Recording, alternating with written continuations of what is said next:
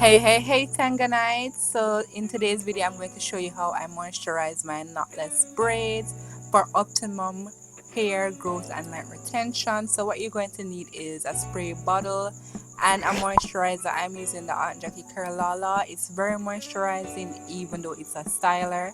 And I'm going to seal that in with my African Shea butter mix, and you can't forget your scalp health. So I'm going to use my scalp oil blend for moisturizing my scalp.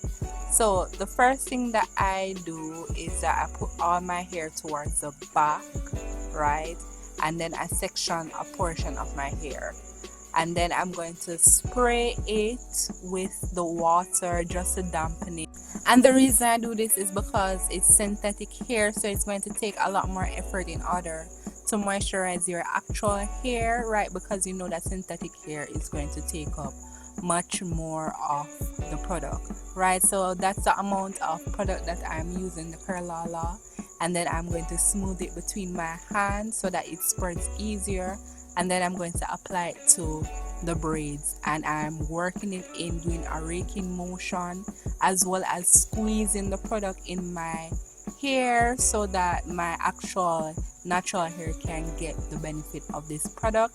And then I'm going to seal that in with that amount of shea butter, and I'm spreading it between my hands again so that it can be evenly distributed, ensuring that my roots are getting some product as well as my ends.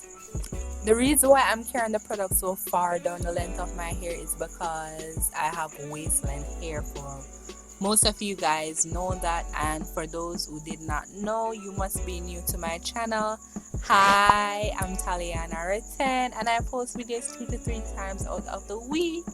Ensure that you are subscribed. I post natural hair videos every single Friday, right? Unless something happens and I can't post, right?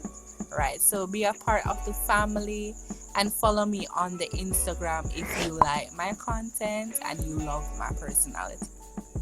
It is very imperative that you take care of your hair while it's in a protective style, because the aim of the protective style is to give yourself a break and your hair a break from the day-to-day styling, the daily weather elements like the sun, the wind, protection from your hair rubbing against your clothes, like stuff like that can cause wear and tear.